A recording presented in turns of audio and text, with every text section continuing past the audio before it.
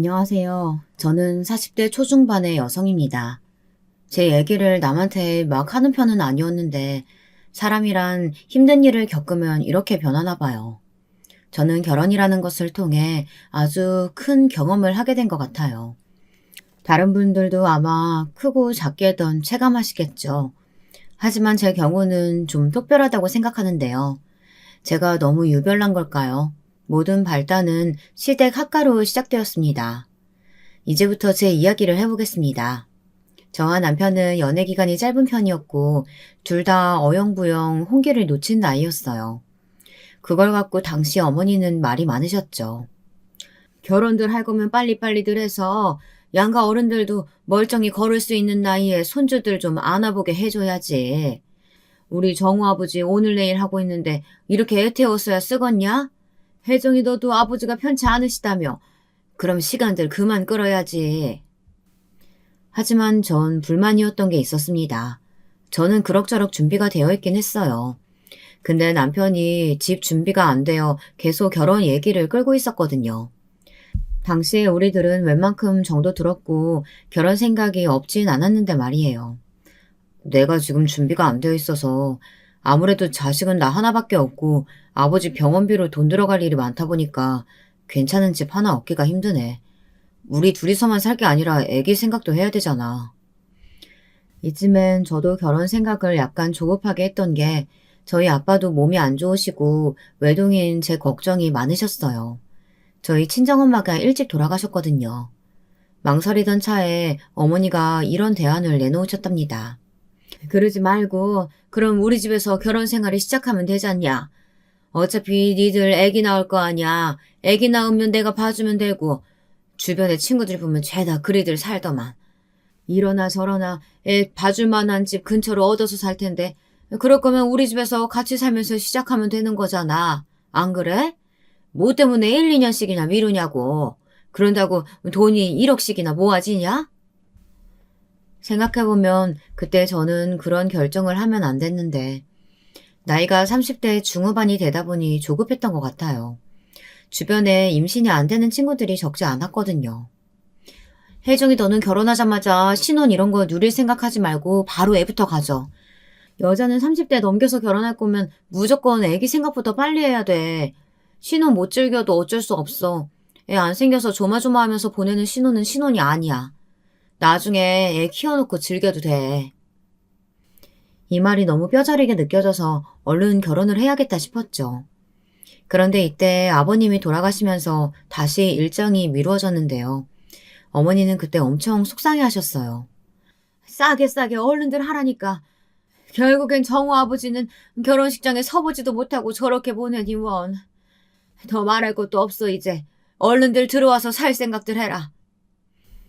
그래하여 우리는 속전속결로 결혼식을 치르고 시댁에서 학과 생활을 하게 되었답니다. 헌데 이때도 어머니는 안방은 내어주지 않고 옆에 있는 작은 방을 주셨어요. 이때 전 좀 답답했던 게 제 돈으로 차라리 대출을 엄청 안고서 집을 얻었어야 했나 싶었답니다. 여보, 이 방에서 지내기 너무 답답하지 않아? 부동산 알아봤을 때 이 주변에 20평대 빌라들도 많더만. 나도 1억 정도 되는 현금 있고 당신 돈 얼마 좀 합쳐서 대출 좀 많이 끼더라도 그렇게 집 얻었어도 좋았을 것 같아. 그러자 남편은 미안해하면서도 조금은 확고하게 말하더군요. 그건 나도 많이 알아봤는데 우리 나이에 빚 그렇게 끼고 결혼해서 언제 갚고 애는 어떻게 키우겠어. 그거 잘 저금하고 모아서 잘 살아야지. 그리고 어머니 말도 맞잖아. 애 낳으면 같이 살면서 봐주시는 게 훨씬 절약되지. 돈이 부족하니까 우리는 더더욱 이쪽으로 생각해야 돼. 그건 알겠는데 좀 그러네. 우리 둘이 머무는 방도 너무 작고 좀 그렇다는 얘기야. 우선은 남편이 이 부분에 대해서 미안해하는 기색이 있으니 저도 넘어가게 되었어요. 제대로 확실하게 상의가 되는 것도 아닌 학과 생활이었지만 저는 이때 6개월간은 직장을 다니고 있었거든요. 그때 어머니랑 부딪힐 일이 별로 없어 대충 넘기기만 지냈어요. 문제는 그 이후부터였답니다. 너네도 이제 슬슬 애기 준비해야 되지 않겠어? 벌써 언제야? 계절이 2번은 바뀌었잖아. 그럼 얼른들 병원도 좀 다녀오고 애기 가질 생각들을 해야지. 밥 먹다가 확 튀어나온 이 얘기에 저는 좀 당황스러웠어요. 그래서 우선은 제 생각을 말했는데요. 별로 시원치 않게 받아들이시더라고요. 안 그래도 저희 병원도 다녀보고 있어요, 어머니. 둘 다 나이가 있으니까 아무래도 쉽지가 않더라고요. 여차하면 시험관 생각도 하고 있고요. 아무튼 노력하고 있어요, 어머니. 에그머니나 그 시험관인가 뭔가 돈 몇백씩 드는 거 아니냐? 니들끼리 노력을 먼저 하고 병원을 다니던가 해야지. 그거 순전히 다 돈 뜯어먹는 거야. 돈 아끼겠다고 같이 살면서 그런 데다가 돈 다 쏟아부으면 그게 뭐냐? 어머니는 이렇게 제가 한두 마디 하면 곱하기 10배로 쏟아내는 분이라 말문이 자꾸 턱턱 막히더라고요. 저도 내심 걱정이 되어 산부인과를 방문했는데 확실히 임신이 쉬운 단계는 아니었어요. 남편도 권유해서 같이 검사를 받았는데 우리 둘은 꽤 갈 길이 먼 케이스더라고요. 이때 많이 속상했어요. 이건 둘이 같이 노력해야 되는 문제인데 당신도 알다시피 어머니도 엄청 애기 원하시잖아. 그니까 말씀 잘 들여봐. 시험관 얘기는 어머니가 이해하셔야 돼. 그렇게까지 돈이 드는 것도 아니고. 그건 알았어. 내가 잘 말해줄 테니까 당신은 너무 걱정하지 마. 하지만 어떻게 뭐라고 말했는지는 모르겠으나 어머니는 여전히 모르는 사람인 것처럼 행동하시더라고요. 저는 아기 준비를 하는 몇 년간 몸도 힘들었지만 어머니의 구박으로 인해 정말 사람답지 못한 생활을 했어요. 한번 들어보실래요? 기억나는 일은 허다하지만 그중 첫 번째를 말해보겠습니다. 시험관으로 첫 시도를 했을 때 잘 안 돼서 저는 무척 우울한 감정이 들었어요. 그런데 어머니는 그때 결과를 들으시더니 이렇게 말하시는 거예요. 엄마 될 몸이 안 좋으니까 뭘 집어넣고 약을 발라도 안 되는구만. 그러니까 어른들 말을 그렇게 들으라고 잔소리를 하는 거야. 내가 진즉 일찍들 결혼하라고 했잖아. 공연히 돈만 쏟아붓고 그러더니 이게 무슨 꼴이냐? 너는 내 말 잘 듣고 살아야 돼. 아휴, 당시에 이 말이 얼마나 모질게 느껴지던지 정신을 못 차리겠더군요. 그래도 전 가뜩이나 좁은 그 집에서 어머니랑 부딪히고 싶지 않아서 참았는데요. 어머니는 저와 거리가 생기는 걸 조금도 허용치 않으시더라고요. 갑자기 이런 부탁을 하시는 거예요. 이번에 휴일 끼고 연달아서 하루 더 쉬잖냐? 나 나가는 식당은 그때가 아주 제일 징글징글하게 바빠. 혜정이 도 아무것도 안 하고 쉬니까 나랑 같이 나와서 아침부터 좀 도와주면 좋겠다. 정우 너는 나올 거 없어. 우리 오고 가는 거 태워다만 줘라. 어머니는 아예 마음의 결정을 딱 하시고 저렇게 말씀을 하셨고 저는 좀 황당했어요. 어머니, 저 다음 차수도 준비해야 돼서 좀 쉬어야 돼요. 체력도 딸리고 병원에서도 무리해서 움직이지 말라고 했어요. 야, 너는 그렇게 애가 순진해서 어디다 쓰냐? 그렇게 자꾸 쉬게 하고 허약하게 만들어서 주사 더 맞추고 약 더 먹이려는 심보야. 너는 몸이 너무 약해서 못 써. 더 움직이고 이래서 빠릿빠릿하게 만들어놔야 애도 잘 들어서는 거야. 맨날 그렇게 우거지상하고 비실비실거리니? 그러니까 안 생기는 거지. 얘기가 점점 산으로 가니 이럴 땐 남편이 간신히 붙잡더라고요. 아, 엄마 그러지 말고 나도 같이 가서 도울게.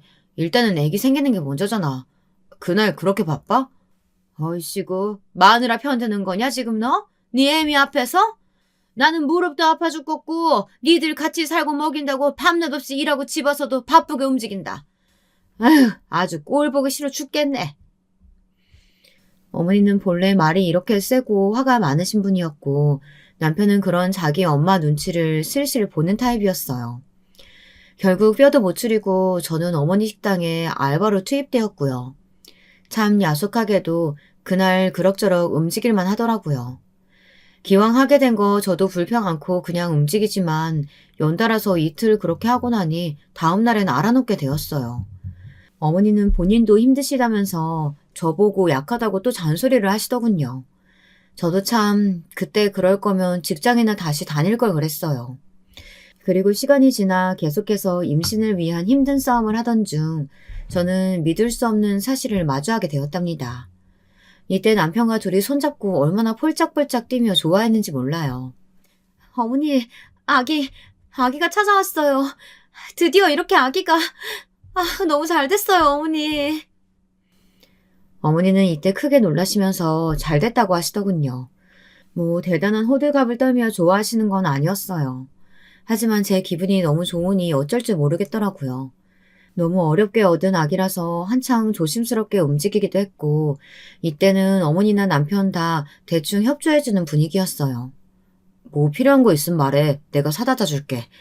당신은 누워만 있어. 아무것도 안 해도 돼. 이렇게 남편이 다 맞춰주는 날들을 얼마간 경험하며 새삼 새로운 생명의 소중함도 느끼고 임산부로서 기분도 아주 소중히 누렸는데요. 불행히도 그 시간은 제게 오래 머물지 못했어요. 여보, 우리 애기가 갔대. 자리 잡은 줄 알았는데 어떡해? 저는 이 말을 전하며 정말 가슴이 찢어지는 걸 느꼈어요. 얼마 오래 머물지 못했지만 제게 새 생명이 찾아왔음은 분명히 느끼고 있었는데 말이에요. 입덧이 있다가 갑자기 스르륵 없어지는 김이어서 불안했는데 그 예감은 현실이 되고 만 거예요. 그렇게 아기를 떠나보내고 우리 집은 한동안 조용했고 며칠간은 그 화제를 꺼내지 않았어요. 남편도 본인이 힘들었는지 어머니에게 입단속을 한 것 같더군요. 저는 좀 더 그 상황에 집중해서 잘 이겨내고 싶었지만 무기력하고 우울감이 심해졌어요.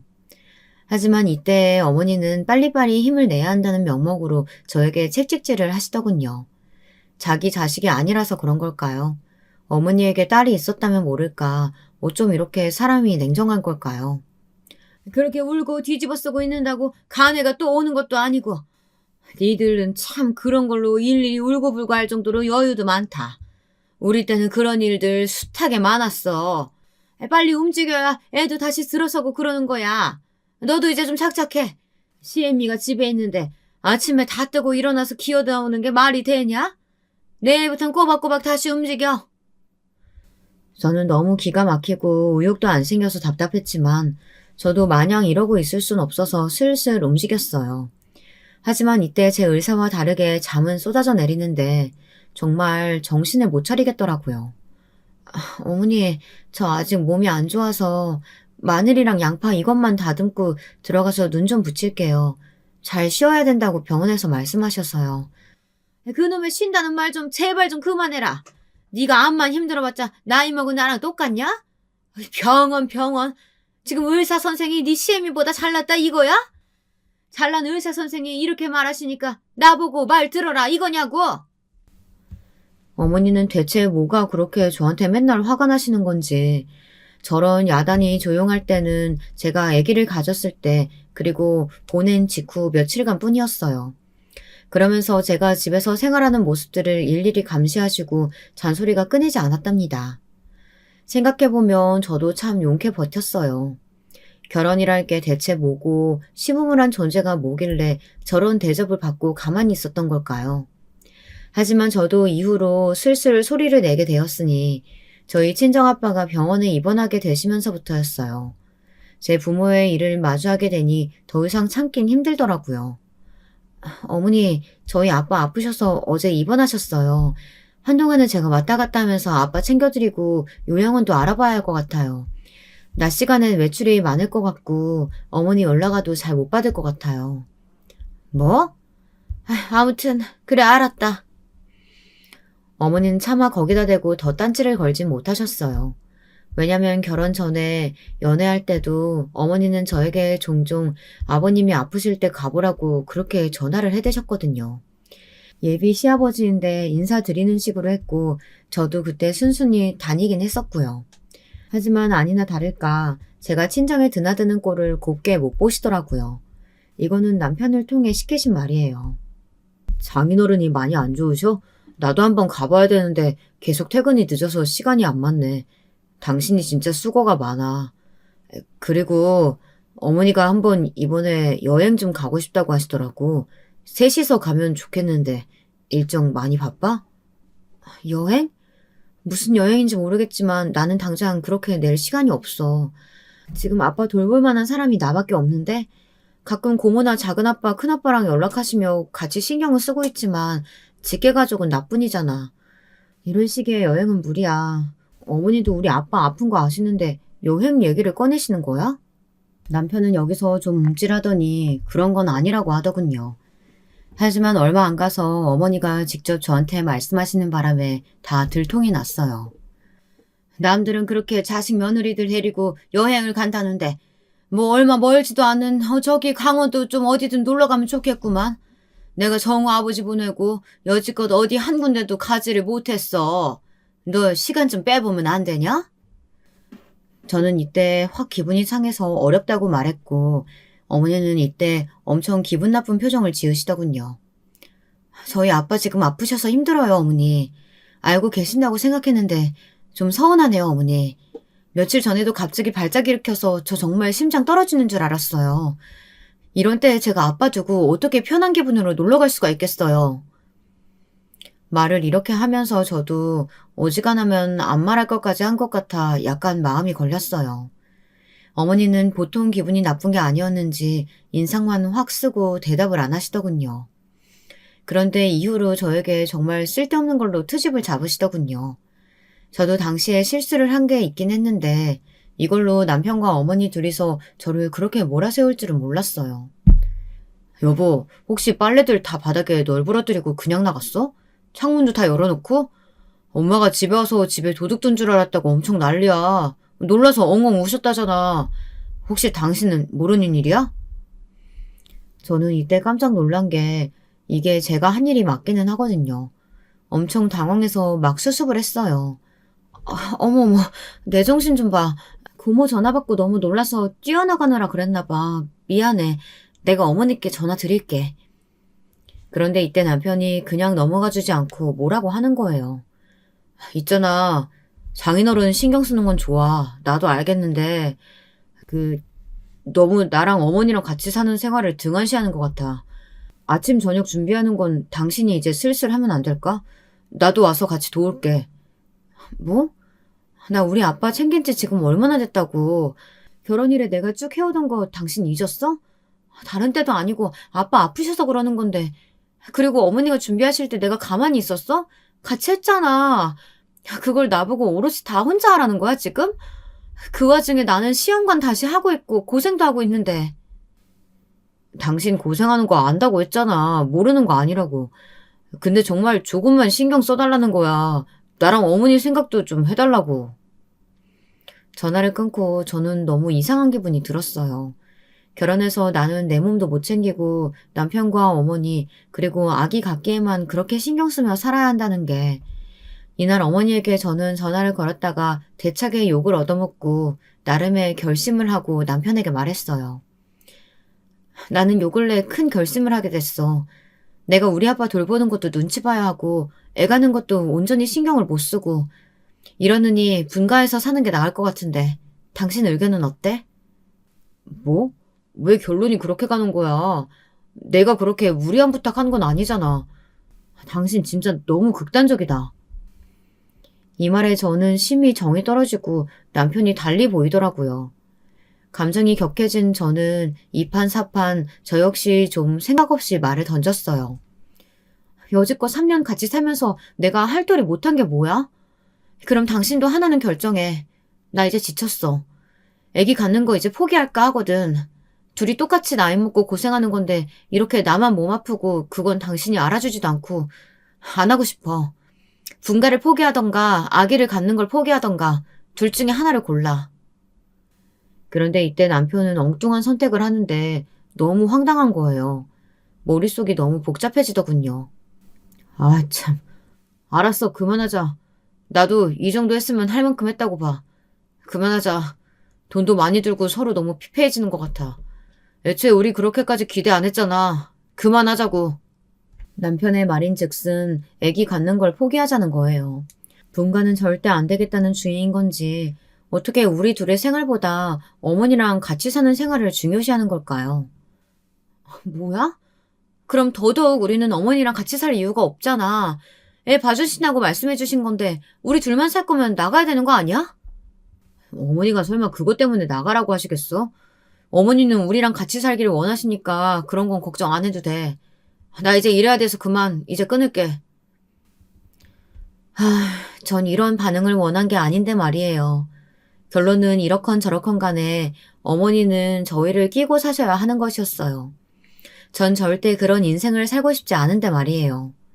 남편은 제 속도 모르고 저렇게 태연히 말하는데 막막하더라고요. 이때부터 전 강력하게 분가를 원하게 되었답니다.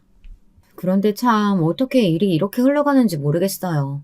당시에 저희 아빠가 갖고 계시던 자그마한 땅이 있었는데 그 주변이 점점 전원주택 세대 단지들로 변하면서 젊은 신혼부부나 여러 가정들이 들어오고 있더라고요. 당시 병원에 자주 드나들며 친정쪽 어른들을 만나며 이런 제안을 듣게 되었어요. 건설 쪽에 계신 큰아빠의 말이라 더 솔깃하더라고요. 혜정아, 너도 이쪽에 전원주택 하나 지어보는 게 어떠냐? 그 부근에 우리 형제들 다 땅 있어서 이번에 네 친척 오빠도 나랑 같이 해가지고 그 염려업 지역에 집 지었잖냐. 한번 해봐. 네 아빠 저러고 있을 때 좋은 소식 하나라도 안겨줘야지. 자식이라곤 너 하나인데 물려줄 재산이 뭐 많은 것도 아니고 갖고 있던 땅 잘 활용하기라도 해야지. 이 말을 들으니 저도 약간 생각이 달라져서 친척 오빠에게 연락해 열심히 집 짓는 과정에 대한 설명을 들었어요. 그리고 본격적으로 진행을 하게 되었답니다. 물론 상황은 쉽게 흘러가지 않았어요. 친척 오빠도 엄청 머리가 아팠다더라고요. 아, 이거 보통 일이 아니야.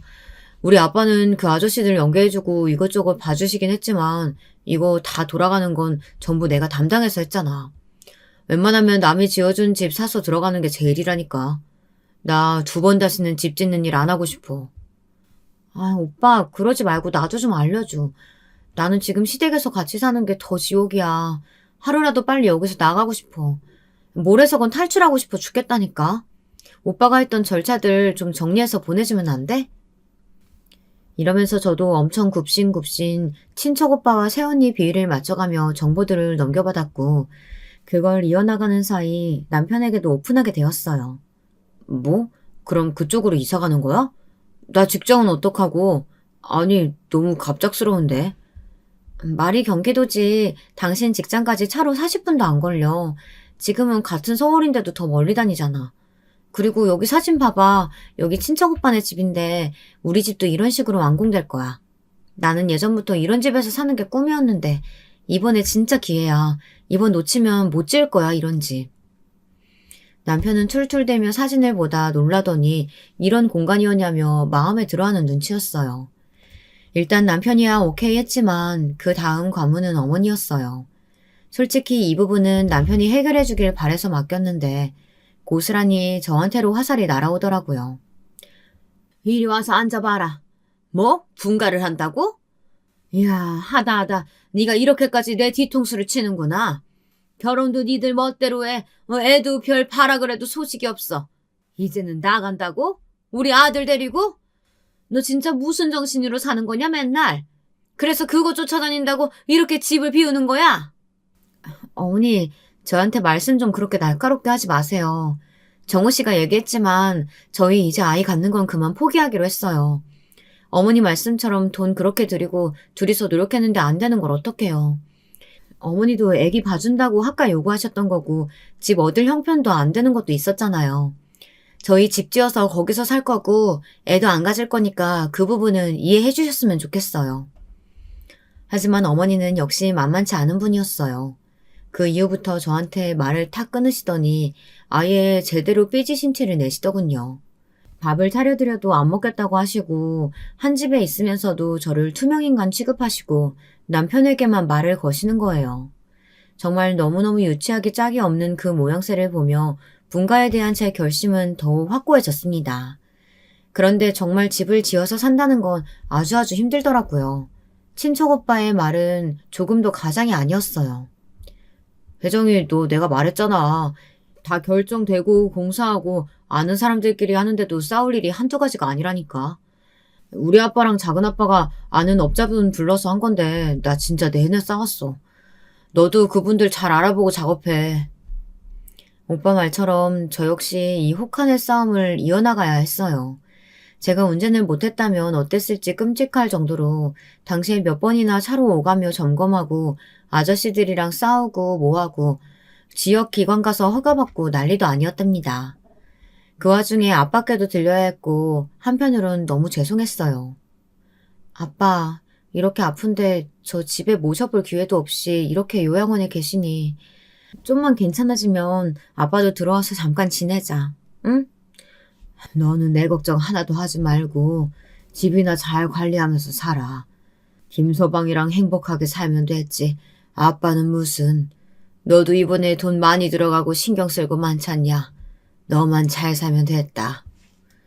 이처럼 저희 친정아빠는 누워서 제 걱정뿐이신데 여기에 돈 보탠 것 하나 없고 저랑 핏줄도 아닌 어머니는 이 기간 내내 저를 정말 진저리나게 괴롭혔어요.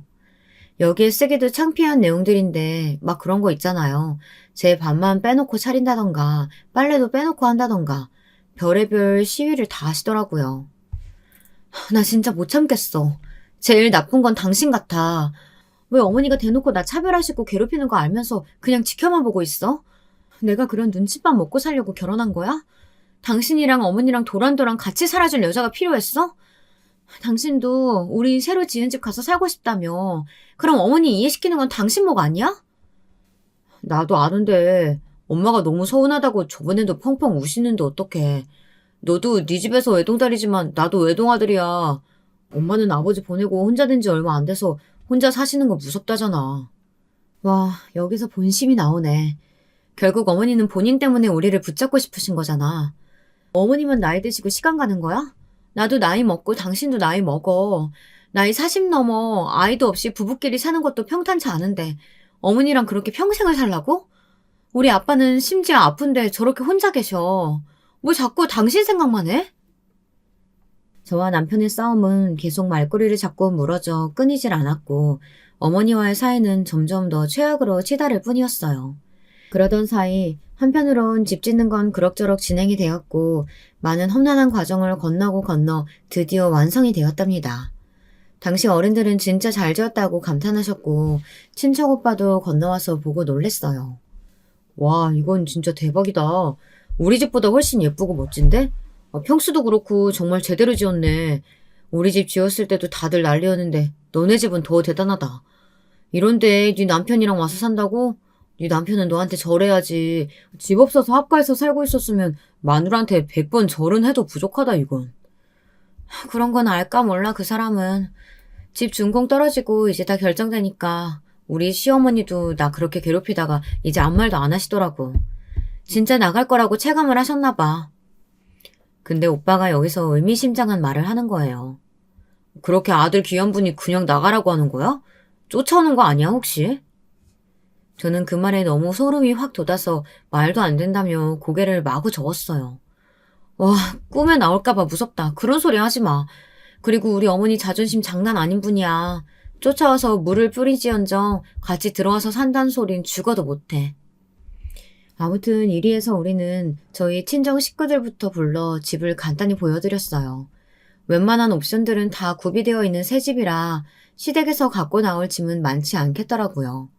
다들 집이 너무 좋다며 많이들 탐내셨어요. 고모도 제안을 하나 하셨는데 이것도 약간 솔깃했답니다. 그러지 말고 이 집은 그냥 팔아도 꽤 돈 받을 것 같은데? 이쪽으로 꼭 들어와서 살아야 될 이유가 있어? 이런 집은 애 안 키우는 부부들한테 인기 많을 것 같아. 훨씬 더 쳐서 받아도 되겠다. 얘들 둘이서만 살고 지내기엔 아까울 텐데. 아 맞다. 네 시댁에서 나온다고 했지? 그럼 할 수 없지 뭐. 한편으론 저도 이게 약간 아쉽긴 했지만 살기로 결정을 했으니까요. 그래야 남편도 몇 번 왔다 갔다 했고 저도 슬슬 아예 넘어올 준비를 해야 했기에 외부에 나가 이것저것 커튼이랑 이불 같은 것들을 샀어요. 그러던 차 남편에게 전화가 왔더라고요. 어디쯤이야? 나 지금 여기 거의 다 왔는데. 그때 알려준 비밀번호로 들어가면 되는 거지? 나 왔으니까 이따가 같이 밥 먹으러 나가자. 그래서 전 알겠다고 하고 서둘러 쇼핑을 마치고 곧 집으로 돌아왔는데 그렇게 돌아온 제 집안에는 놀라운 광경이 펼쳐져 있더라고요. 너무 놀라서 말도 막 헛나왔어요. 어머니, 언제 오신다고... 아니, 뭐예요, 이게 지금? 제 눈앞에 널브러진 짐가방과 옷가지들이 있었어요. 그리고 어머니는 태연히 새집 1층에 트여진 주방 테이블에 앉아 계시더라고요. 정우 오는 길에 같이 넘어왔다. 뭘 그렇게 놀라냐? 이 말에 저는 번뜩 정신이 들어 남편 쪽을 쳐다봤고 남편은 저보고 우선 앉으라며 쩔쩔매더군요. 저기 있잖아. 엄마. 잠깐 나가서 여기 정원 좀 둘러보세요. 저 혜정이랑 얘기 좀 하게요. 무슨 얘기? 뭐 따로 할 얘기가 있어, 우리가? 그런데 어머니는 이때 바로 자리를 박차고 일어나시더니 성큼성큼 밖으로 나가시더라고요. 혜정아, 알지 모르겠는데 어머니가 폐가 되게 안 좋으신 거 몰랐지? 그래서 매번 기침하시고 암튼 되게 안 좋으셔. 병원도 엄청 다니셨고 보통 고생하신 게 아니야. 그게 왜? 무슨 말을 하고 싶은 건데? 빨리 말해. 나 지금 기분 별로 안 좋아. 그러자 한창 머리를 마구 북적이던 남편은 끝내 저에게 이런 말을 뱉고 말았어요.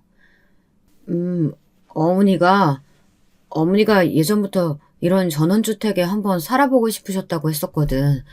우리 여기 오는 거 알고 계속 부럽다고 하셨어. 그래서 저는 여기서 말을 끊을 수밖에 없었답니다. 당연한 거 아닌가요? 와, 지금 그래서 뭐야? 어머니 여기서 같이 사신다고? 이 집에? 왜? 나는 답부터 빨리 말할게. 안 돼. 절대 안 돼. 우리 계획에 없던 얘기야. 왜 그래야 되는데? 자기야, 너무 흥분하지 말고 일단 얘기만 좀 들어봐. 그렇게 화낼 게 아니야. 어머니 건강도 안 좋고 어차피 우리 계속 주기적으로 어머니 찾아뵙고 해야 되는데 멀고 번거롭게 왔다 갔다 하느니 여기 2층 공간도 있는데 겹칠 것 없이 같이 지내도 되잖아. 지금 그게 이유가 된다고 생각해? 이 집이 당신 집이야? 내가 갖고 있던 돈으로 대출 더 받고 당신은 추후에 보태겠다고 하지 않았어? 우리 친정에서 보태주고 우리 친정 땅에 당신과 조금도 상관없이 내 쪽에서 진행한 집이 왜 결론이 그렇게 나는데? 그러자 남편은 얼굴을 붉히며 매우 자존심 상한다는 듯이 이렇게 대꾸하는 거예요. 정말 제가 제일 싫어하는 최악의 남자상을 갖추고 말하더군요. 당신 지금 나 무시하는 거야? 내가 아무렴 사정이 좀 안 좋아서 못 보탤기로서니 그런 식으로 무시하듯이 말을 해? 분가도 갑자기 결정한 거고 나도 이렇게 일이 될 줄 몰랐다고. 미리 말해줬으면 나도 준비해서 보탰을 거 아니야. 아니. 지금은 그런 거 따질 새가 없어. 아무튼 무조건 그 얘기는 안 돼. 어머니 모시고 사는 건 아니야. 당신 그런 말 나한테 처음에 의논한 적도 없고 의논했었어도 안 돼. 나는 그 집에서 어머니랑 같이 사는 거 불편해서 나온 사람이야. 근데 내가 지금 죽을 고생 다 해가면서 이렇게 힘들게 짓고 준공 떨어졌는데 그 집에서 어머니를 또 모셔와서 살자는 게 말이 돼? 남편은 이때 아예 일어나서 계속 안절부절을 못하면서 제 눈치를 보며 말하더라고요. 딱 보니 이미 결정을 다 지은 듯한 꼬락선이었는데 불행하게도 이 예상은 딱 맞아떨어졌어요. 여보, 나랑 어머니 그냥 여기서 살자는 게 아니야. 이렇게 멋진 집 지었고 우리도 너무 좋게 생각해서 나는 지금 돈이 없지만 일단 어머니가 돈을 일부 보태시겠대. 그건 또 무슨 소리야. 어머니가 돈을 왜 보태시는데 그럴 필요 없다니까? 돈 조금도 안 주셔도 돼. 그냥 거기서 사시면 되는 거잖아. 여기서 남편은 저에게 또다시 충격적인 말을 던지더라고요. 심장이 무너져 내리는 줄 알았어요. 집 팔았어, 어머니 집. 팔았다고. 뭐? 멀쩡히 나왔잖아, 오늘. 그 집에서 우리 모두 다 집을 팔다니? 남편은 한창 더듬더듬 거리면서 어쩔 줄 몰라 하더니 결국 실토를 했습니다. 여기 보태신다고 그래도 한 8천 정도는 되시겠다면서 부동산에 내놓으셨어. 들어가려면 집도 얼른 처분해야 되니까 싸게 내놓으셨는데 연락이 왔더라고. 정말 저는 여기서 기절할 것 같더라고요. 와, 어떻게 그 생활에서 벗어나고자 안간힘을 썼는데 물론 그것 때문만은 아니고 제 오랜 꿈인 전원주택을 짓는 것이니 열과 성을 다했지만요. 그 집에서 제가 또 시어머니를 모시고 살게 될 거라곤 누가 상상이나 했을까요? 어머니 몸도 안 좋고 아버지 보내고 쓸쓸해 하시는데 갑자기 이렇게 우리까지 나가면 너무 힘드실 것 같아서 혼자 지내기 무섭다고 하시더라고. 그래서 반대하셨던 건데 아까도 와서 보시더니 집 역시 너무 좋다고 하시고 그래서 마음에 들어 하셨어. 같이 지내도 되겠다고 하시더라고. 여기서 저는 소름이 돋다 못해 욕이 나올 지경이 되었어요. 진짜 못 참겠더라고요. 당신 무서운 사람이다, 진짜. 그런 중요한 일을 나한테 묻지도 않고 결정을 했어? 어머니랑? 그리고 뭐? 몸도 안 좋으신 어머니 혼자 계실까봐 이렇게 꾸역꾸역 모시고 오는 거야? 그럼 우리 아빠는? 우리 아빠 병원 입원하시고 요양원 넘어가실 때 코빼기도 안 비쳤지, 당신? 그것마저도 어머니는 나보고 친정 꽁무니 쫓아다닌다고 욕을 하시더니. 와, 당신 이러면 안 되는 거야, 진짜. 너무 그렇게 몰아서 얘기하지는 말아주라, 좀. 내가 그러고 싶어서 그런 게 아니야. 어머니도 그때 아프고 예민하실 때고 나도 장인어른 한번 찾아뵙고 인사드렸었잖아. 전 분노가 치밀어서 이 인간 얼굴도 도무지 못 보겠더라고요. 웃기지 말아줄래, 좀? 고작 얼굴 한번 내비치고 도리했다고? 이 집, 이 땅 다 우리 아빠 거고 우리 친정에서 다 해준 거 아는 인간이 도리도 안 해놓고 이 집에서 살게 된 주제에 뭐? 당신 엄마는 혼자 두기 무서워서 데리고 들어와? 진짜 양심 없다. 와, 사람이 어쩜 이러냐, 진짜?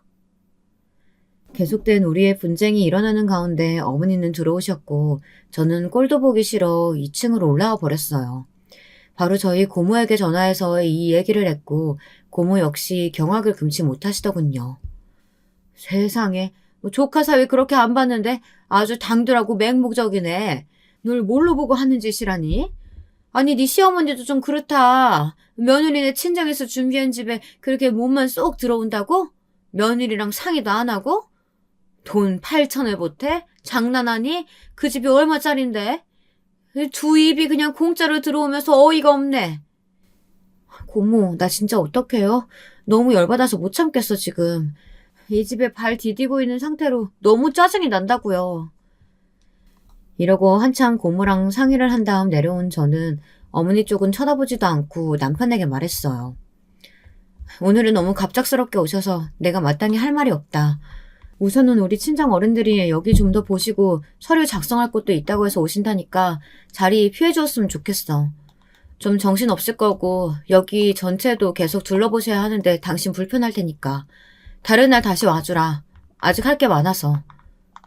이렇게 말하고 저는 올라가 버렸고 캐리어를 1차적으로 끌고 온 남편과 어머니는 잠시 후 문 밖으로 나가는 게 보이더라고요. 그러는 사이 저는 머리를 싸매고 많은 고민을 했어요. 여기서 시간을 보내던 중 고모와 친정 어른들과 많은 통화를 했고 그 사이 남편에게 또 연락이 왔답니다. 저기 우리 언제 들어가도 돼? 애매하게 시간이 떠서 우리도 지금 집 정리하고 옷 쪽은 있는데 이삿짐도 보내야 하고 어머니도 좀 궁금해하셔서. 뭐? 이삿짐을 보내? 내가 언제 그러라 그랬어? 난 안 된다고 얘기했잖아. 자리 피해달라고만 한 게 아니야. 나는 어머니랑 살 생각이 없다니까? 아, 참. 나는 당신이 다 이해한 줄 알았는데 자꾸 이렇게 답답하게 할 거야? 집을 팔았다니까? 맨몸으로 들어가시는 거 아니고 8천이나 보태주신다잖아, 어머니가. 전 이때 전화를 확 끊어버리고 얼마간 고민했던 얘기를 곧장 전화해서 말했어요. 이삿짐이고 뭐고 알아서 하고 나는 책임 없어. 우리 이혼하자. 나는 당신이랑 이혼할 거야. 어머니랑 평생 그렇게 같이 살면 돼, 당신은. 뭐? 와, 당신 지금 그게 할 말이야? 미친 거 아니야? 어떻게 맨정신에 그런 말을 해? 이혼하라고? 지금 나랑 어머니랑 어떤 상태인지 알아? 그걸 왜 내 탓을 해? 내가 언제 집 팔고 뭐 하라고 했어? 나 빼고 어머니랑 당신이 정한 일이잖아. 그래서 어머니가 한창 내가 나간다고 할 때 더 뭐라 안 하고 조용하셨나 보네. 뒤에서 이렇게 당신이랑 작당하고 말이야. 그렇게 자꾸 나눠서 할 말이야? 가족이잖아. 가족이 돼서 같이 터전을 옮기는 건데 그렇게 야박하게 말할 거야? 전 이때부터 남편이 너무너무 진절이 나고 이혼을 결정한 것에 대한 확신을 얻게 되었어요. 당신 장난이 지나치다. 농담 좀 그만할래? 가족이라고? 가족이랍시고 어머니가 하신 일들, 당신이 방치한 내 고생을 좀 떠올려 보기나 해. 이 집과 당신 가족으로 사는 것 중 하나를 선택하라면 나는 당연히 이 집이야. 가족이란 얼토당토 않는 이름으로 얽혀서 내 집에서 왜 어머니랑 같이 살며 고생하고 눈치를 봐야 돼? 아참, 그리고 이 집은 팔아버렸어. 그 누구의 것도 아니니까. 이제 미친 소리 좀 하지 말고 곱게 이혼이나 해줘. 이렇게 끊어버린 뒤 예상했던 대로 어머니는 전화를 수십 통을 걸어대시더군요. 전 안 받았어요. 급기야 그 다음날 우리 집에 쫓아온다고 문자를 보내셨길래 저도 답장을 했어요. 저는 이미 부동산에 집 내놔서 없고 여기 저희 친정 어른들이랑 업자들만 왔다 갔다 할 테니 오시던지 마시던지 마음대로 하세요. 어머니가 여기 와서 이 집 갖고 주장하실 수 있는 게 뭐가 있는데요? 이 말처럼 저는 실제로 집을 내놨었어요. 안 그래도 이 집에 군침을 흘리던 여기 지역 카페에 사람들도 많았는데 부동산과 더불어 지역 커뮤니티에 올리니 아주 문의가 불티나게 오더라고요. 정말 순식간에 몇 팀들이 와서 왔다 갔다 하며 집을 받고 제가 예상한 이상으로 훨씬 빠르게 집은 팔렸네요. 모든 것이 옵션으로 구비된 이 집에 제가 어차피 당장 사다 둔 물건도 얼마 없다 보니 정리하는 것도 그리 늦되지 않더라고요. 시댁에 있었던 제 짐이야 진즉 정리할 거 하고 치웠기 때문에 그 집에 제 물건은 없었고요. 하여간 이혼으로 결정나고 일을 진행할 때에도 남편과 어머니는 아주 악에 받쳐 있었어요. 초반에는 저한테 아주 빌고 오열을 하고 통곡을 했는데요. 집이 팔렸다는 걸 확인하고 나니 이것들이 완전 눈이 돌았더라고요. 나 이렇게 그냥은 이혼 못해줘. 당신 모든 상황을 알면서 그냥 묵인한 거야, 당신은. 완전히 나랑 어머니를 싼값에 집 내놓고 거리에 나앉게 만들었어. 그 집에서 내가 살고 어머니 모실 계획 아니었으면 그 가격에 내놨을 집 아니라고. 우리 손해본 건 어떻게 할 거야? 당장 우리 갈 데도 없어서 모텔 전전하고 있다고. 그거 안 됐네. 하지만 백날 따져봐라. 나한테는 아무 책임 없는데 어떡할 건데? 이런 와중에 갑자기 어머니가 전화기를 빼앗아 말씀하시는 거예요. 진짜 어디 무슨 도둑도 아니고 어떻게 이런 말을 할 수가 있나요? 너 며느리 도리도 안 하고 우리 내한테 한 거 가만 안 둔다. 너 그 집 팔았다고 했지? 그럼 반이라도 내놔. 그 집 한 10몇억 한다고 하지 않았냐? 그럼 좋아. 반이라도 보내. 그게 네가 사람으로서 하는 도리야. 인간이면 그렇게 해야 된다고. 지금 무슨 말을 하고 계신지 상상도 안 가시나 본데 전화 끊을게요. 더 대꾸할 가치도 없네요. 하지만 이 노인네는 정말 제대로 도끼가 들어 저한테 장문의 문자를 보냈더라고요. 줄줄줄 뭐라고 쭉 적어서는 뭐 고소를 하겠다, 소송을 하겠다고 적어서 보낸 거예요. 그래서 저도 곧장 받자마자 전화를 걸었어요. 저도 그럼 1번부터 나열하면서 쭉 청구해볼까요? 저 애기 못 갖는다고 아침 저녁으로 말하면서 압박하시고 정신적 스트레스 주신 거, 그리고 시험관 시술하고 힘들 때에도 어머니 식당 불려나가 일 시킨 거, 애기 먼저 보내고 힘들어할 때 그때도 저 불러다가 일 시키고 몸 힘들어서 집에서 쉬고 자는 걸 두고두고 둘볶아 내셨던 거, 어머니 외가 식구들 행사 끌고 다녔었던 거 정말 못 잊겠더라고요. 어머니는 제가 따박따박 받아치니 어버버 어쩔 줄 몰라 하셨고 저는 계속 받아쳤어요. 솔직히 말해서 며느리 쥐어짜고 구워 삶아서 애 못 가는 환경 만드신 건 어머니 아니에요? 저 그때 너무 고생하고 스트레스 받았던 거 잊지도 못해요. 그래서 참다 힘들어서 제 집 갖고 나오려고 했는데 뭐요? 제 집에 어머니랑 정우 씨가 기여한 게 뭐가 있는데 본인들 재산인 것 마냥 반을 달라고요? 미치신 거 아니에요?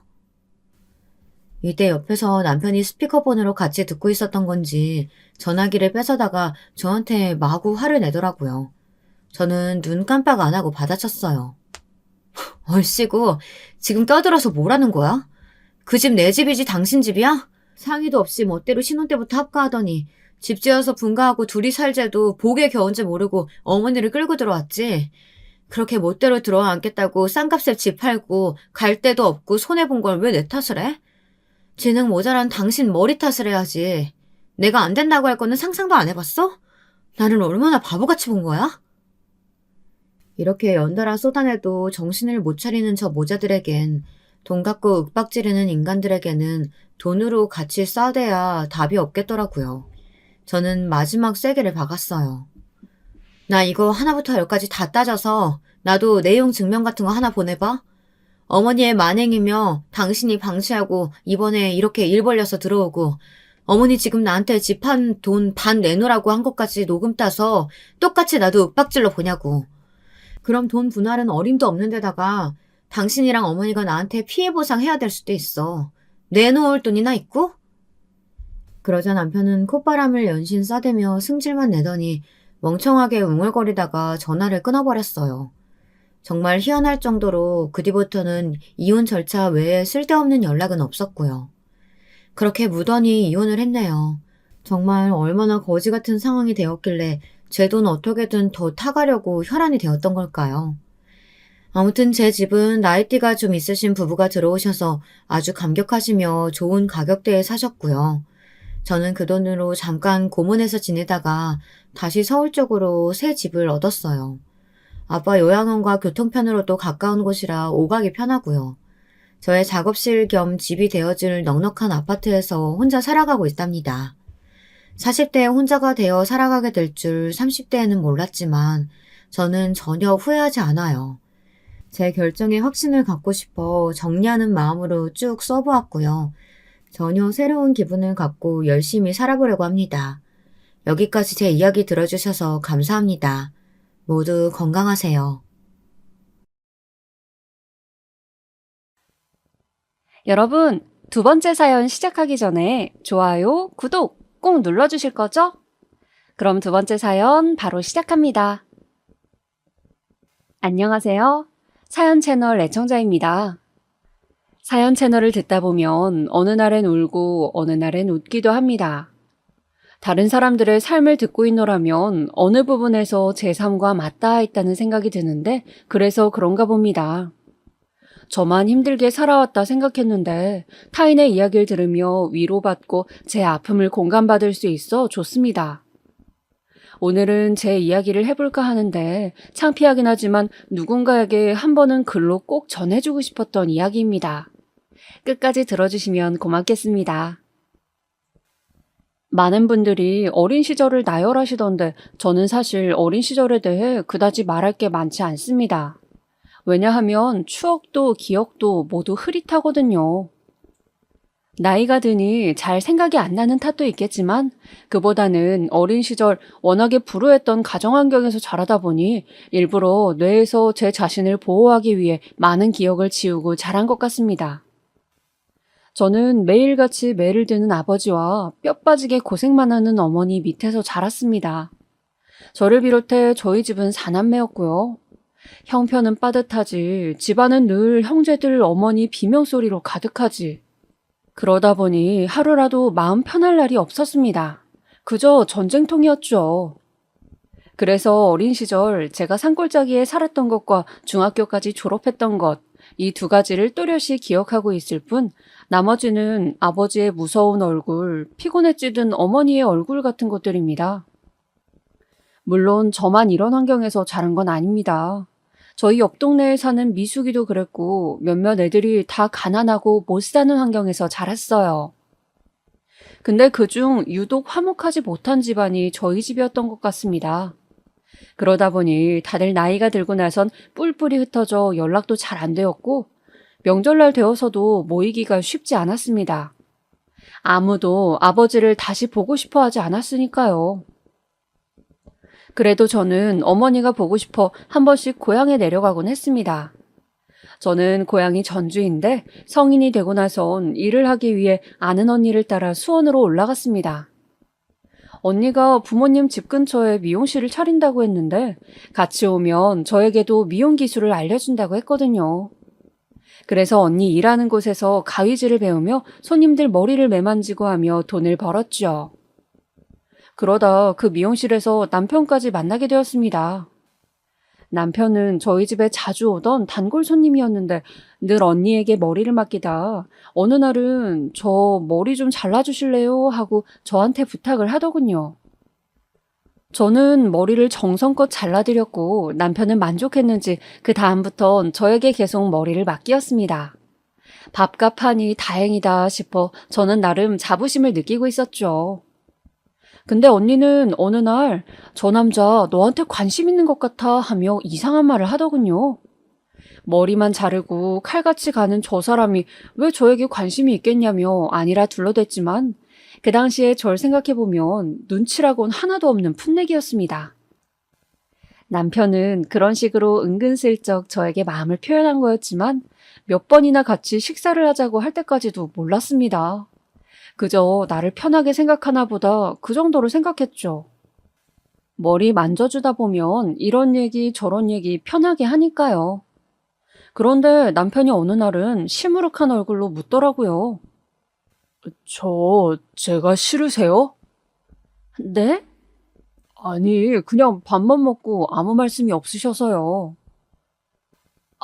저는 그냥 밥 먹자 해서 온 건데. 그럼 제가 싫으신 거군요. 남편은 몇 번을 밥을 먹어도 제가 이야기를 들어주기만 할 뿐 별말이 없자 그렇게 묻더군요. 그때서야 저는 이 사람이 나한테 관심이 있었구나 하고 깨달았습니다. 그리곤 황급히 죄송하다고 하며 딱히 연애할 생각이 없다 거절했죠. 왜냐하면 당시 저는 돈을 벌고 다시 고향으로 돌아갈 생각이었고 거기에 제 미용실을 차릴 생각이었거든요. 남편은 사법고시를 준비하는 고시생이었고요. 서로 갈 길이 다르니 어차피 이루어질 수 없는 인연이라면 여기서 정리하는 게 맞다고 생각해 그렇게 말했습니다. 우린 안 맞는 것 같네요. 서로 다른 인연 찾아봅시다. 근데 남편은 제 계획을 알고도 끝끝내 저를 쫓아다녔습니다. 오히려 마음을 표현한 이후론 더 적극적이었어요. 어느 날 제 생각이 났다며 손님들 다 있는 앞에서 꽃다발을 바치기도 하고 주말엔 집 앞에서 하염없이 저를 기다리기도 했습니다. 근데 그런 남편의 정성과 노력이 몇 년 이어지니 저도 어느 순간엔 눈이 맞아버렸죠. 10번 찍어 안 넘어가는 나무 없다 속담 아시죠? 제가 아마 그 넘어간 나무였던 것 같습니다. 아무튼 남편과 그렇게 연인이 되고 결혼으로 이어지기까진 오래 걸리지 않았습니다. 서로 마음이 맞기도 했고 시어머니가 결혼을 재촉하시기도 했어요. 사실 여기서 잠깐 이야기를 하자면 저희 시어머니는 처음에 남편이 절 따라다니시는 걸 무척이나 싫어하셨습니다. 장학금 받고 법대까지 간 아들이 한낱 미용사를 따라다닌다며 집안의 수치라고까지 말씀하셨다 합니다. 거기다 어느 날은 저를 찾아왔더라고요. 이보세요. 당신이 우리 아들 따라다닌다는 그 아가씨 맞죠? 박영심인가 뭔가. 네, 맞는데 누구세요? 나 재명이 엄마입니다. 네, 안녕하세요. 정말 진짜 내가 이렇게까지 해야 하는지 모르겠네. 시어머니는 그 자리에서 저를 매섭게 노려보며 내 아들이 지금 공부를 못하고 있어요. 시험이 코앞인데. 아가씨 탓할 일 아닌 거 알지만 안 받아줄 거면 확실하게 못을 박든지 해요. 라고 하시더라고요. 그래서 제가 몇 번이나 거절했다고 말씀드렸더니 한숨을 푹 쉬더군요. 그리곤 집으로 돌아가셨습니다. 그런 일이 몇 번이나 있었어요. 근데 결국 제가 남편을 받아주고 결혼식을 올린다 하자 차라리 잘 됐다며 이왕 결심한 거 빨리 하자고 하더라고요. 시험은 결혼을 하고 준비하자고요. 아마 시어머니께선 남편이 결혼하면 더 마음을 잡고 공부에 전념할 거라 생각하셨나 봐요. 그렇게 저희는 결혼을 했습니다. 결혼을 하고선 남편 벌이가 없던지라 시댁에 들어가 살았는데 그래서인지 제대로 된 신혼생활은 없었습니다. 남편이 고시에 합격을 해야 저도 마음을 놓을 테니 그때까지는 시댁 집안일을 하며 남편 내조를 하곤 했죠. 다행히 시부모님 쪽이 여유가 있는 집안이라 돈 걱정은 크게 하지 않아도 되었습니다. 저에게 혹여나 애가 생긴다 해도 우리가 경제적인 부분은 다 보태줄 거니 걱정하지 말아라. 라고 말씀하실 정도였죠. 시부모님도 딱히 시댁살이 안 시키시고 오히려 며느리 고생한다며 저에게 이것저것 잘 챙겨주셨습니다. 남편이 낙방을 하고 있을 때는 제가 집에만 있기가 눈치 보여 미용 일을 나가기 시작했는데 시어머니는 그것도 안쓰러웠는지 가끔씩 부은 제 손을 주물러 주시곤 했어요.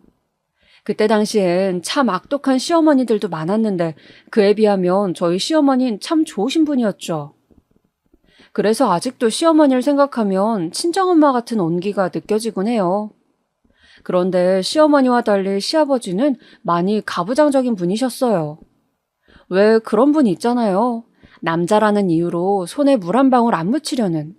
시아버지께선 그런 분이셨습니다. 시어머니 말씀으로는 시아버지께서 집안에서도 3대 독자이고 워낙에 부유하게 자라셔서 그렇다고 하셨고요.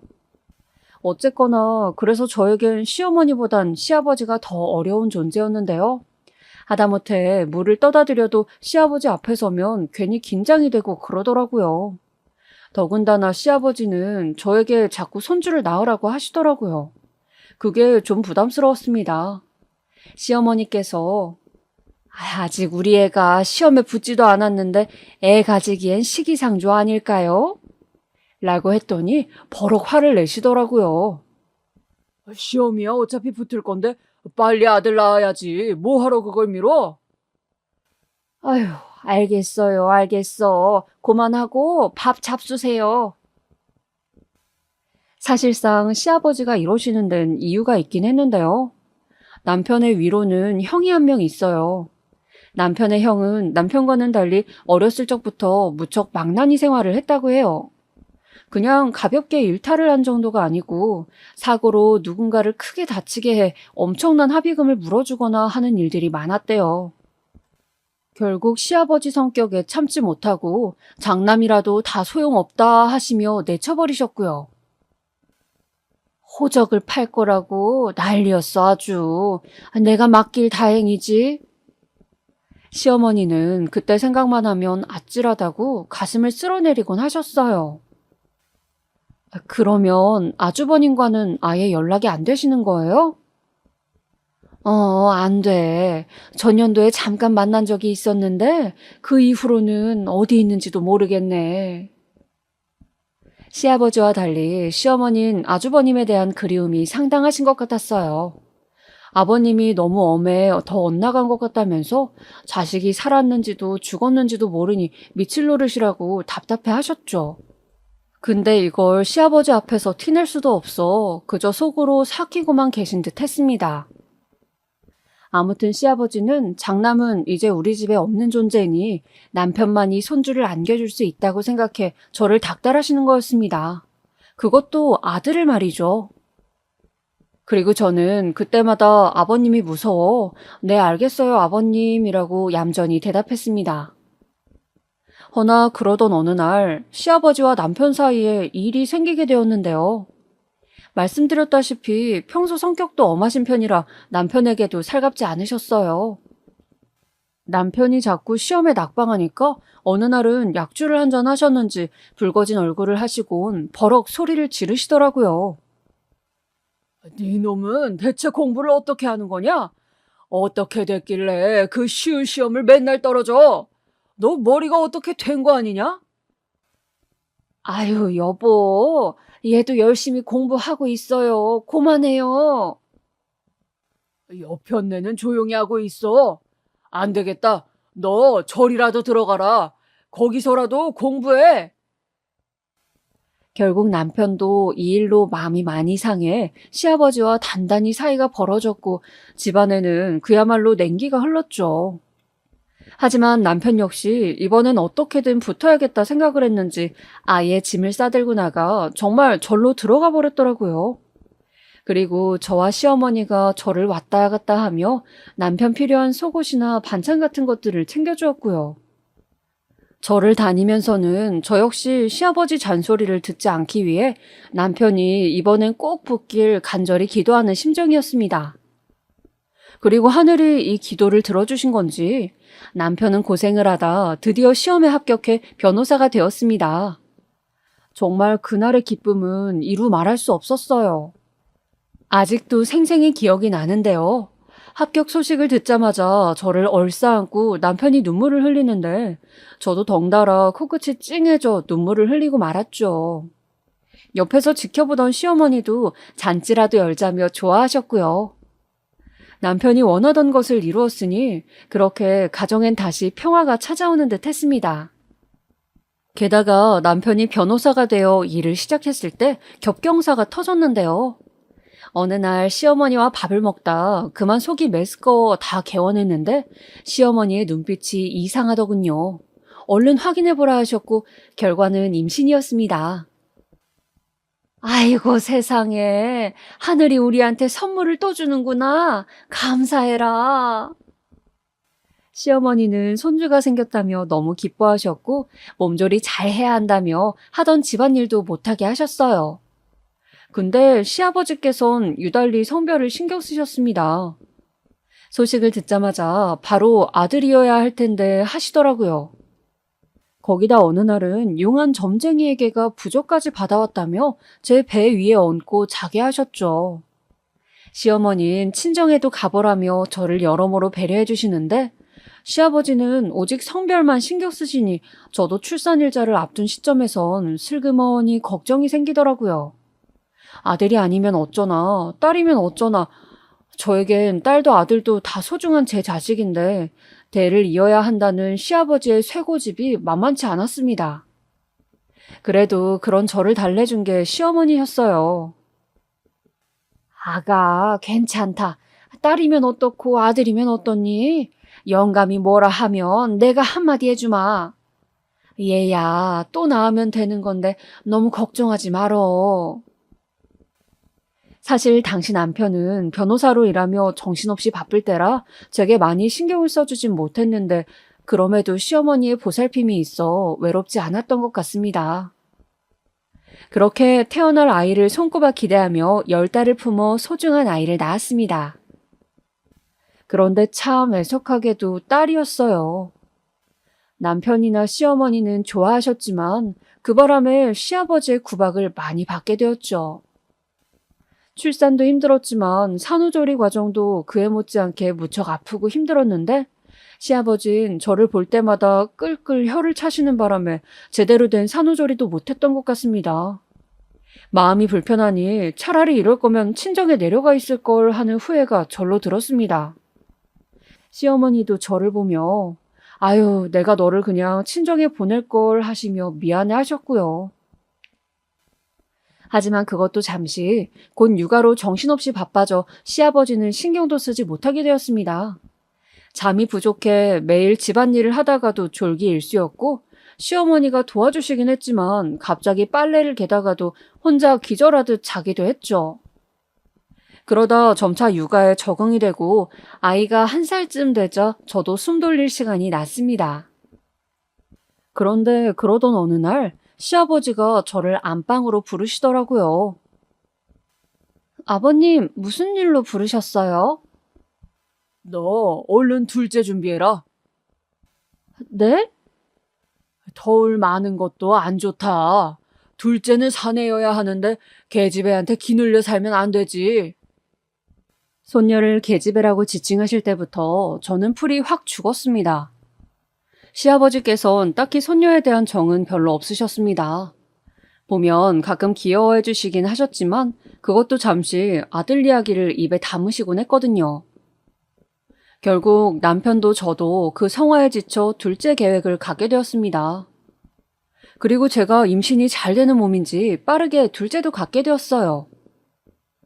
하지만 그 무렵 생긴 끔찍한 일은 모든 걸 다 앗아가 버리고 말았습니다.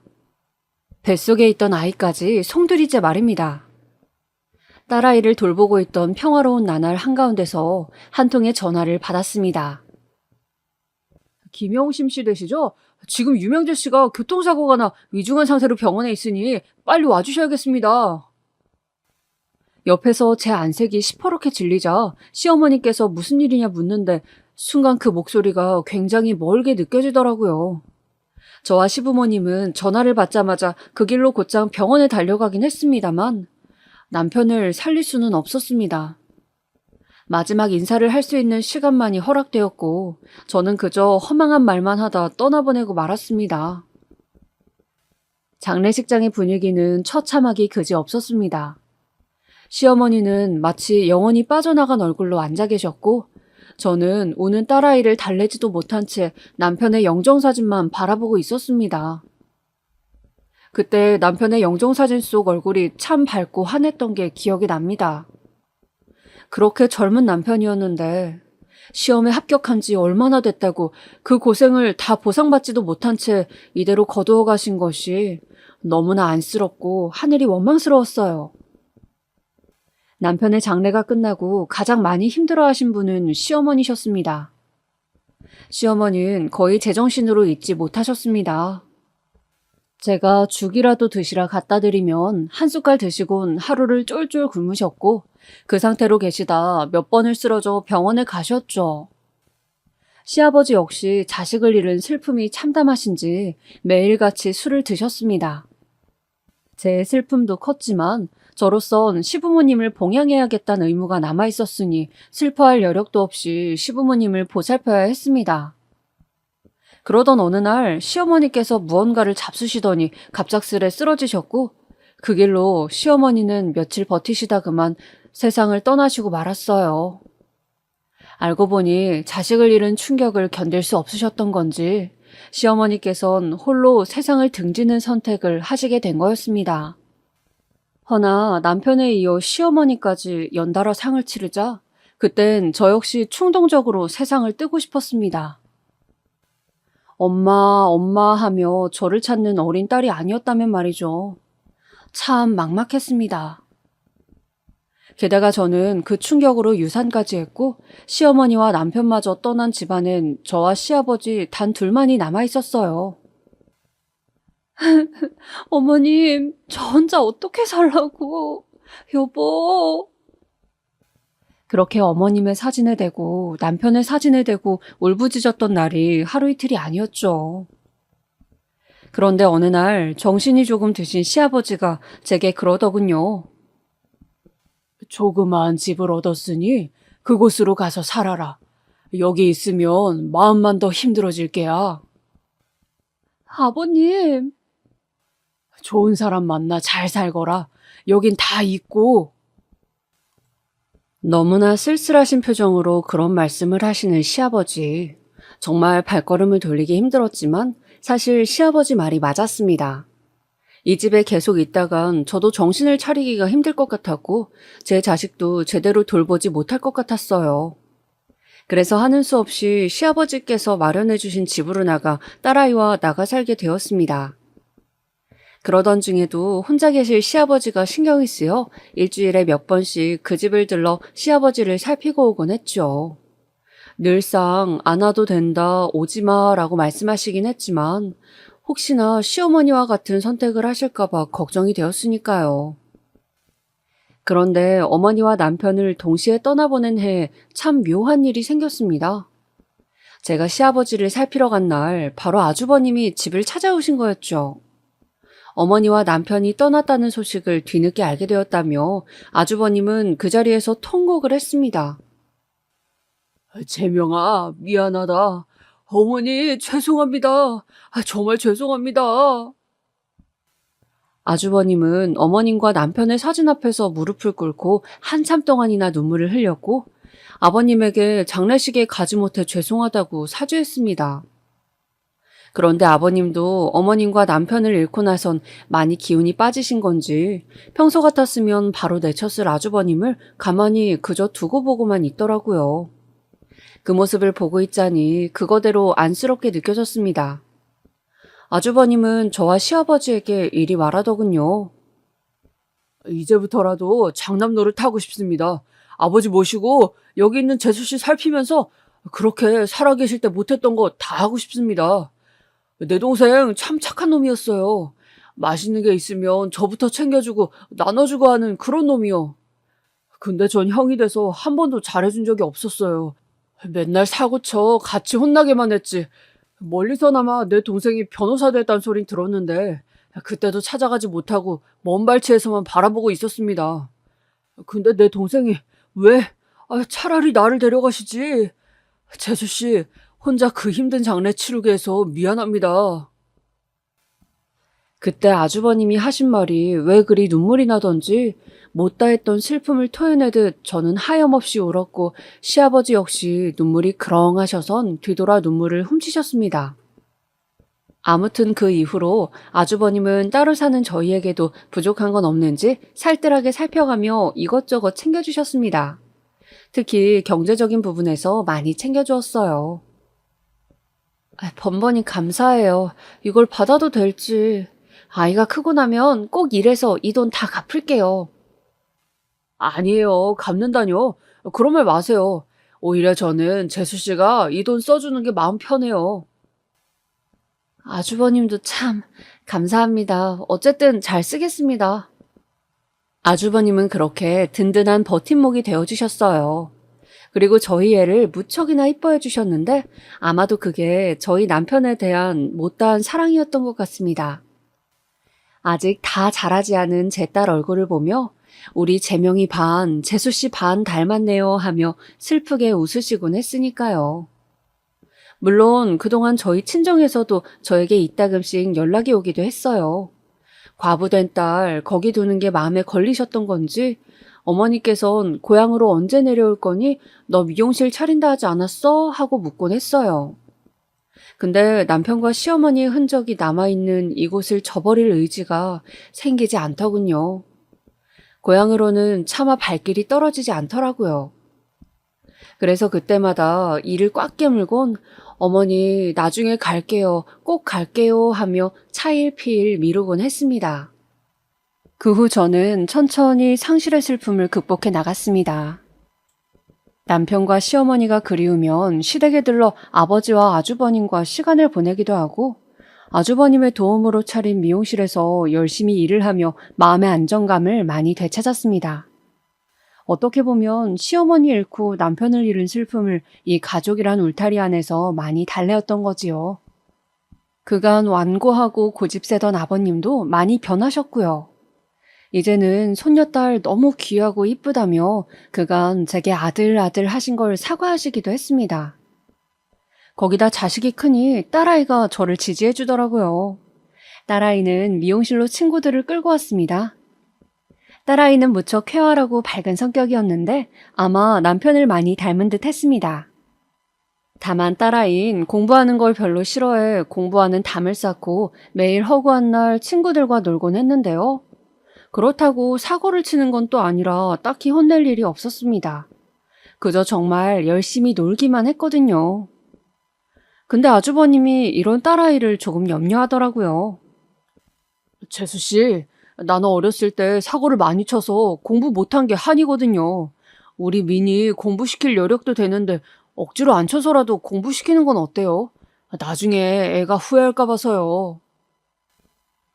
아주버님 말을 들으니 그건 또 그거대로 맞는 말 같긴 하더라고요. 그래서 어느 날 딸애를 데리고 이제부터 숙제 안 하면 엄마한테 혼날 줄 알아 하고 으름장을 놓았는데 씨알도 먹히지 않았습니다. 오히려 엄마 큰아빠한테 무슨 말 들었지? 내가 눈치 몇 단인데 나 엇나가지 않을 거니까 걱정 마 하며 저보다 위에 있더라고요. 그 말을 그대로 아주버님에게 전해드렸더니 아주버님도 할 말이 없다는 듯 그냥 웃었습니다. 사실 뭐 공부를 잘해야 바른 학생, 착한 학생인가요? 우리 민이 어른들에게 예의도 발랐고 의리도 있었습니다. 뭐든 주도해서 잘하는 아이였습니다. 그렇게 민이가 고등학교에 올라갔을 무렵 그러던 어느 날 아주버님이 오랜만에 외식을 하자고 하더군요. 어디로 가는데요, 큰아빠? 설마 그 얘기하려고요? 딸아이는 뭔가 아는 것 같아 보였습니다. 뭐지 싶어 아주버님을 보니 생전 처음 보는 쑥스러운 얼굴로 쉿, 조용히 하고 있어. 재수씨, 제가 천천히 식사하면서 말씀드릴게요. 하더라고요. 그리고 그날 아주버님은 저희에게 만나고 있는 여자가 있다며 결혼하고 싶은 상대인이 집으로 데리고 오겠다고 하더라고요. 사실상 아주버님 지금까지 혼자 지내는 거 저도 마음 많이 쓰였습니다. 몇 번 만나는 사람이야 있는 것 같아 여쭤봤는데 그때마다 결혼 상대로는 모르겠어요 하길래 내심 아쉬웠죠. 근데 이제야 좋은 상대를 만났다 하시니 진심으로 기뻤습니다. 지금까지 아주버님이 주신 도움 없었으면 우리 민이 제대로 못 키웠을 거예요. 덕분에요. 이제는 아주버님이 행복해지셨으면 좋겠네요. 그리고 저는 형님 되실 분을 기대하며 첫 만남 자리에서 20첩 반상을 준비했습니다. 오바라 할 수도 있겠지만 아주버님과 결혼하실 분이니 정성을 보여드리고 싶었죠. 처음 본 형님의 인상은 차분했고 어딘지 날카로운 느낌도 드는 분이었습니다. 박사학위를 따신 분이라 들었는데 그래서인지 말투에서나 행동에서 많이 배운 사람인 것 같다는 느낌이 폴폴 풍겼어요. 근데 그런 것보다요, 중간중간 아주버님이 형님을 무척 사랑하신다는 게 느껴져 보는 내내 흐뭇하더라고요.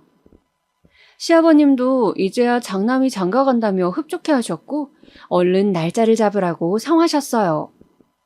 그렇게 두 사람 나이가 적지 않은 만큼 빠르게 식이 치러졌고 형님은 시댁에서 살게 되었습니다.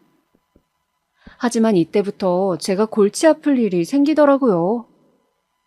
아주버님과 형님 살고 계신 시댁이 저희 집과 멀지 않은 곳에 있어 형님과 이런저런 일로 마주칠 일이 많았는데요. 사실상 형님이 저를 부르시는 일이 많았어요. 김장이라던가 시아버지 생신날 같은 때 전날 무슨 음식을 해야 하는지 모르겠다면서요. 근데 그중엔 들어주기 어려운 것도 있었습니다. 예를 들어 시아버지의 밥을 차려야 하는데 자기가 급한 일이 있어 나가봐야 하니 대신 와 해주면 안 되겠냐 하는 부탁 같은 거였죠. 물론 제가 시간이 되면 도와드리겠지만 저도 미용실 손님 많을 땐 직원에게만 맡겨두고 갈 수가 없었습니다. 그래서 몇 번 거절을 했죠. 그랬더니 어느 날은 저를 따로 불러 그러더군요. 저기 말이야, 내가 어쨌든 동서보다는 윗사람이잖아. 근데 그렇게 딱 잘라 거절하는 거 예의에서 벗어났다고 생각하지 않아? 아, 형님, 저도 사정이 있었어요. 말씀드렸다시피. 사정은 나도 충분히 들었으니 더 반복하지 않아도 돼, 동서. 나도 나이 들어 이 집에 왔고 동서가 먼저 있던 사람이라는 건 충분히 아는데 그래도 형님 대접은 해줬으면 해. 최소한의 대접 말이야. 아니면 혹시 동서가 나보다 나이 많으니까 뭐 그런 걸로 텃세라도 부리고 싶은 거야? 네? 아니, 그게 무슨 말이에요? 형님 대접은 또 뭐고? 솔직히 어떤 대접을 바라시는 건지 알 수가 없었죠. 사정이 생겨 일 좀 몇 번 못 도와줬다고 그런 식으로 말하는 걸 보니 그렇게 안 봤는데 사람이 좀 못됐다는 생각이 들더군요. 그래서 그때부턴 저도 웬만하면 상대하지 않으려 했습니다. 몇 번 비위 맞춰주고 끝내려 했죠. 근데 이 형님이란 작자 제가 생각했던 것 이상으로 사람이 차갑고 무섭더라고요. 어느 날 생각하면 너무 기막힌 일이 있었어요. 딸아이가 20살이 되었을 즈음의 일인데요. 저랑 딸아이가 시댁에 놀러가 다 같이 저녁을 먹고 도란도란 이야기를 나누고 있었는데 딸아이가 자기 핸드폰이 없어졌다며 불 꺼진 방 안으로 들어가더라고요. 근데 그 방엔 형님이 자고 있었어요. 딸아이는 형님이 잘까봐 일부러 조심조심하며 물건들을 뒤졌는데 그걸 오해하고는 갑자기 소리를 지르기 시작하는 겁니다. 너 정말 내 귀걸이 안 가져갔니? 사실대로 말해. 그럼 용서해 줄 테니까. 제가 뭘 가져가요? 제 몸이라도 뒤져보세요. 그런 거 없으니까. 그럼 왜 불 꺼진 방 안에서 불도 안 켜고 물건을 찾는단 말이야? 큰엄마가 자고 계시니까 그렇죠. 진짜 어이없네, 이 아줌마. 뭐라고? 순식간에 딸아이와 형님 사이에 큰 소리가 났고 솔직히 저도 자기 귀걸이가 없어졌다고 제 아이를 몰아붙인 게 어이없었지만 일단은 딸 편에 서서 침착하게 말하려 했습니다. 우리 미니 아직 잘 몰라 그러시겠지만 그런 애 아니에요. 미니가 왜 그러겠어요, 형님? 그래, 당신 그만해. 지금 너무 과해. 아주버님까지 나서서 말리니 그제 형님은 씩씩거리는 걸 멈추고 나갔지만 기분이 너무 불쾌하더군요. 거기다 딸아이는 완전히 상처를 받은 상태였죠. 집에 갈 때까지도 말도 않더니 들어가자마자 방문을 소리나게 쿵 닫더라고요. 딸아이 성격에 얼마나 자존심이 상하고 상처받았을지 충분히 이해가 되었죠. 그래서 나중에 제가 딸을 대신해 말을 하게 되었습니다. 형님, 앞으로는 무턱대고 제 딸 의심하는 일 없었으면 좋겠어요. 아무리 형님 물건이 중하다지만 그렇다고 제 딸을 그리 도둑으로 모시면 형님 마음도 불편하지 않으시겠어요? 같은 가족이잖아요. 아, 동서, 지금 나 가르치려 드는 거야? 형님은 도무지 말이 안 통하는 작자였어요. 거의 벽에 대고 말하는 거와 같았습니다. 그런데 이것뿐만이 아니었어요. 미니가 대학을 가지 않고 집 앞 근처 편의점에서 아르바이트를 하고 있다 하자 그걸 가지고는 대놓고 비꼬더라고요. 요새 솔직히 말해서 대학 안 가는 애가 어디 있어? 동서도 잘 생각해. 얘 미래를 위해 뭐가 좋을지. 부모가 방관하면 애 인생 망가지는 거 한순간이야. 형님, 제 딸도 생각이 있어요. 대학은 가고 싶을 때 가도 된다 생각해요. 동서가 애 교육을 그렇게 잘 알아? 그래서 미니가 저렇게 사는 거야? 저렇게 산다뇨? 우리 미니가 어때서요? 아니, 왜 소리를 지르고 그래? 동서, 지금 이게 나한테 무슨 태도야? 그때는 저도 너무 화가 나 형님에게 버럭 소리를 지르고 말았습니다. 허나 이 말을 딸이 뒤에서 듣고 있었을지는 몰랐어요. 나중에 미니는 이 일을 두고 자기 인생에서 가장 자존심 상한 일이라고 하더군요. 저는 참 이해할 수가 없었어요. 왜 제 자식 키우는 일에 남들이 이래라 저래라 입을 대는 건지. 저는 주변에서 뭐라 하든 제 딸이 자기가 스스로 인생을 책임지고 살 수 있을 거라 믿었어요. 제 자식이니 그건 제가 누구보다 제일 잘 안다고 생각했어요. 아무쪼록 형님과는 그 후 최대한 거리를 유지한 채 지냈고 그리 살고 있던 어느 날이었죠. 어느 날 제 딸 미니가 대학 다니는 친구한테 법전 하나를 받아보게 되었나 봐요. 근데 그걸 보더니 관심이 생겼는지 대뜸 저에게 그러더군요. 엄마, 나 로스쿨 준비해보고 싶은데 어떻게 생각해? 로스쿨을?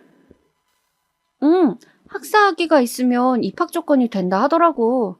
그래서 학사학위만 취득하고 로스쿨 준비해보려고. 추진력 강한 딸답게 학사학위를 취득하더니 로스쿨 입학시험 준비를 하기 시작했어요. 딸은 같은 로스쿨을 준비하는 친구들과 함께 스터디 같은 모임도 하면서 열심히 했어요.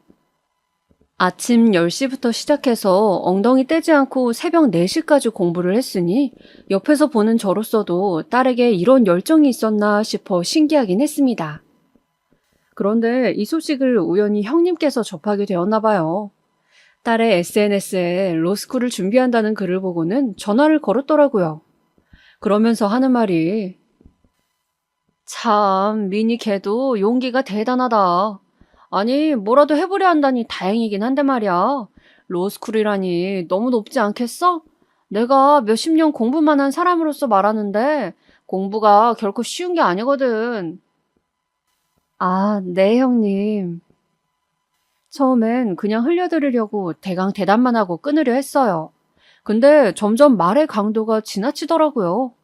자기가 박사학위 딸 때까지 얼마나 힘들었는지 엉덩이 붙이고 앉아 공부하는 게 아무나 할 수 있는 일이 아니라는 둥 결국 하고 싶은 말은 우리 딸이 오르지도 못할 나무를 보고 있단 말인 듯 했어요. 머리가 바로 지끈거려왔죠. 저 형님, 일단은 제가 하던 일이 있으니 끊을게요. 다음에 연락해요. 하고 전화를 끊으려 했지만 급기야 이 양반은 해선 안 될 말까지 하고야 말더라고요. 유전자라는 게 있잖아. 돌아가신 서방님도 변호사 시험 수십 번 낙방했다며. 나야 걱정이 돼서 그러지. 미니가 괜히 그런 거 도전하다 몇 년간 개고생할까 봐. 차라리 미니는 얼굴도 이쁘장하니 취직이나 하는 게 낫지. 아, 형님. 정말 너무하시네요. 취집이요? 제 딸한테 지금 시집이나 가라 이 소리예요? 형님이 뭔데 제 딸 인생 설계까지 하시려는 거예요? 틀린 말도 아닌데 뭘 그리 발끈해? 그럼 멍청한 유전자가 어디 가겠어? 동서 대학 안 나왔잖아. 기가 막혔습니다. 멍청한 유전자? 그건 대학 나오지 않은 저를 향해 쏘는 단어였어요. 근데 저를 향한 공격을 넘어 제 딸에게 그런 말을 해대니 어미로서 참을 수가 없더군요. 저는 그만 탁소리 나게 전화를 끊곤 곧바로 아주버님에게 전화를 내 잔뜩 흥분해 형님이 있던 말을 모조리 전했습니다. 진짜 그 사람이 그런 말을 했어요? 아, 이걸 미안해서 어쩌지? 재수씨 정말 미안합니다. 내가 단단히 말해둘게요. 전번날 주일 주긴 했는데. 아주버님은 충격받으신 말투로 뭐라 말해야 할지 모르겠다며 계속 사과를 전하셨지만 그 말 또한 들리지 않더군요. 웃긴 건 그 이후였어요. 제 딸이 로스쿨에 합격하자 형님은 민망한지 제 얼굴을 피하기 시작하더군요. 그때부터는 찍소리도 못하고 로스쿨이 끝이 아니라나 뭐라나 하며 혼자 궁시렁대더라고요. 하지만 사람 인생이 참 기묘하다고 생각되는 게 이런 부분인 것 같아요. 제 딸이 로스쿨을 졸업하고 최우수 성적으로 변호사 시험에 패스해 대형 로펌에까지 들어가게 되었을 때 일이 생긴 거죠. 아주버님을 통해 직접 이 소식을 듣게 되었는데요. 저로서도 놀랄 수밖에 없었습니다. 형님이 이 정도로 악질일 줄은 몰랐으니까요. 알고 보니 아주버님 몰래 투자 사기를 벌여 몇십억의 손해를 끼쳐 경찰에 끌려갔다는 거였어요. 아주버님은 이 일을 전혀 모르고 계셨다가 남편이란 이유로 같이 연루되어 조사를 받게 되셨다 하고요. 저야 아주버님을 오래 봐왔으니 그럴 뿐이 아니시라는 거 누구보다 잘 알고 있었습니다. 그러니 더 걱정되는 마음이었죠. 거기다 그날 바로 딸아이에게서 전화까지 걸려왔어요. 엄마, 큰엄마가 저한테 오늘 전화가 왔는데 아휴, 좀 곤란하네. 왜? 너한테 혹시 뭐 부탁하디? 자기 변호를 해달라고 하는 거야. 자기 감옥 가면 안 된다고 하면서. 기가 막혔어요. 심지어 형님은 이에 그치지 않고 저에게까지 전화를 걸어와 애걸했습니다. 동서, 나 한 번만 살려줘. 민희 동서 말이면 듣잖아. 나 이대로 감옥에서 썩을 수 없어. 제발 부탁 좀 할게. 민희가 변호 안 해도 괜찮아. 거기 유명한 로펌이잖아. 제발 나 좀 도와줘. 애걸하는 형님의 목소리는 애처로울 지경이었습니다. 허나 제가 이미 도울 수 있는 부분이 아니었어요. 다른 사람들 인생을 망쳐가며 손해를 끼친 사람, 상식적으로든 윤리적으로든 맞지 않다고 생각했습니다. 그리고 딸 인생에도 도움이 되지 않을 것 같았고요. 그래서 저는 그냥 조용히 도움 못 드리겠다고 하곤 전화를 끊어냈죠. 전화를 끊고 생각하니 참 사람 인생이라는 게 한치 앞을 모른다는 생각이 들더군요. 형님이 이렇게 사기죄로 입건되어 제 딸에게 자기 인생을 구걸하게 될지 어찌 알았겠어요. 아무튼 그 이후 형님은 재판을 받고 감옥에 가게 됐고 아주버님은 혐의가 없다고 판정되어 풀려났습니다. 다만 형님이 그리 되신 이후로 아주버님은 많이 힘들어 하셨죠. 아무래도 살 맞대고 산 사람이 거액의 투자 사기를 벌여 그리 되었다는 게 받아들이기 쉬운 일은 아니잖아요. 그래서 요즘 가끔 딸아이와 들러 아주버님을 종종 챙겨드리고 있어요. 다행히 웃음도 조금씩 찾으시고 다시 일도 나가고 계세요. 저희에게 많은 도움 주신 만큼 아주버님께서 앞으로는 좋은 인연을 만나 다치시는 일이 없었으면 좋겠네요. 지금까지 길고 지루한 저의 이야기 들어주셔서 너무 감사하고 오늘 하루 행복하게 보내세요.